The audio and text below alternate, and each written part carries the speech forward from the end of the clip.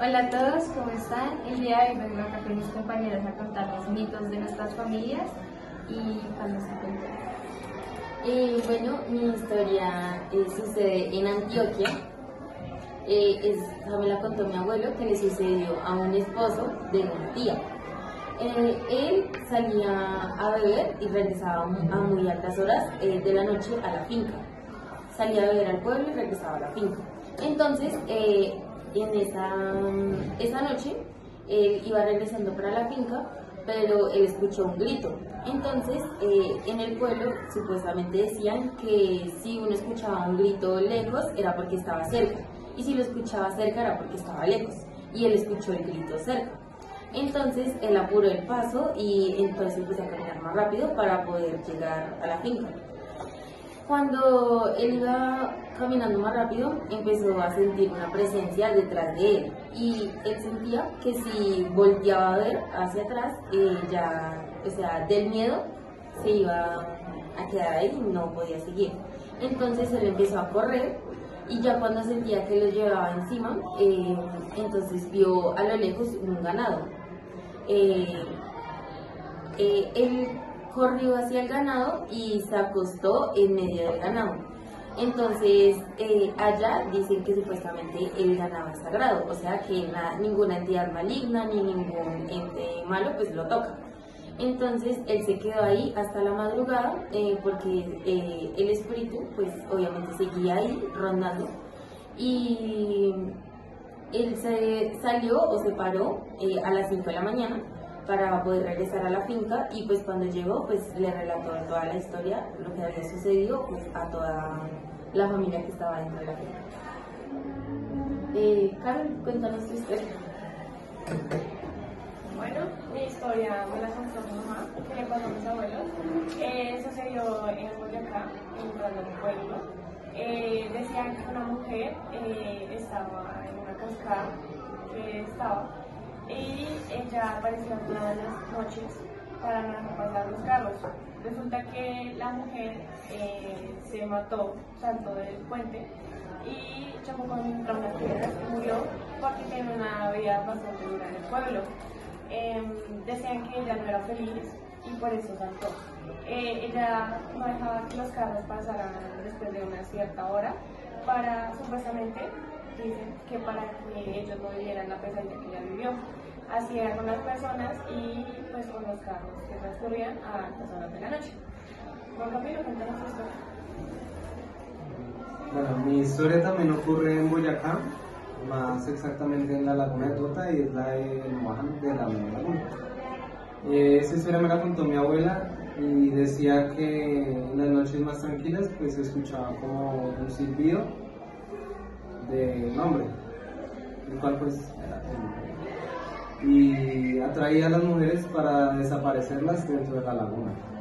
Todavía cuentan que todavía se escucha ese silbido, y las personas pues de allá del pueblo lo describen como un hombre alto con una larga cabellera y una barba abundante también, además de tener unos ojos como que resaltan mucho en la noche. La historia que traigo me la contó un tío hace mucho tiempo que vivía por la laguna de Guatavita.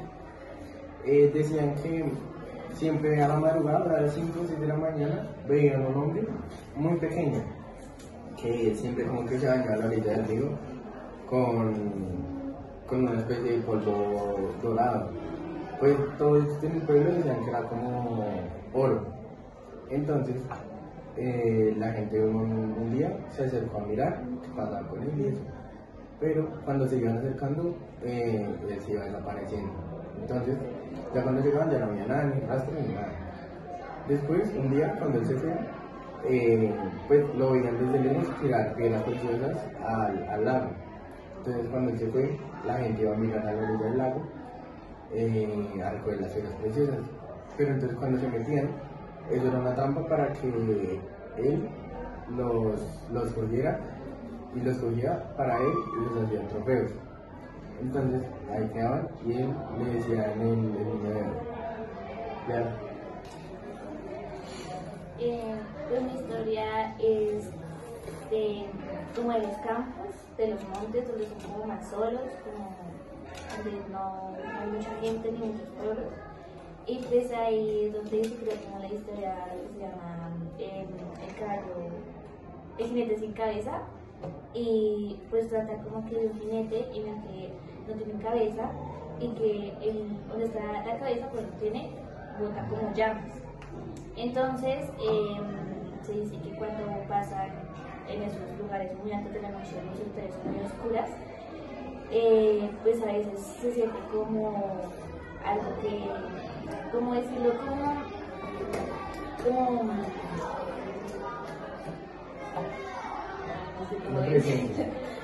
sí, como una presencia, como se empieza, como la piel como se eriza y se aparece a veces, y si uno lo mira fijamente, entonces es como una predicación a la muerte o algo le va a pasar a uno.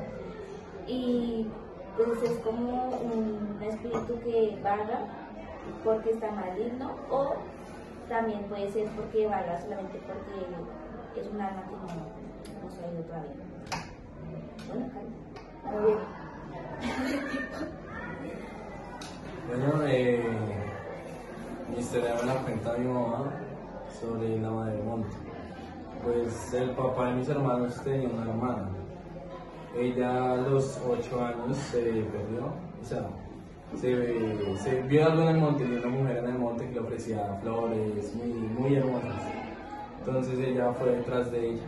Ella desapareció por 3 días, allá en Ortega Tolima. Entonces estuvieron la mayoría del pueblo, estuvieron buscándola y búsquela, hasta que llegaron a la quebrada y a los 3 días exactos apareció. Ella cuando apareció ya parecía un animal muy esquivo, ya no quería hablar con nadie, era muy esquivo. Y después del suceso que le aconteció, pues ella sufre algunos síntomas de demencia hasta que pues murió. Y tengo otra historia que también me la cuenta mi madre, es sobre el abuelo de ella, mi bisabuelo. Él se fue con la hija de él, que pues sería mi tía Marina. Eso sucedió en Nariño. Ellos iban hacia el Tolima a cruzar el río a recoger plantas de hojas de plátano.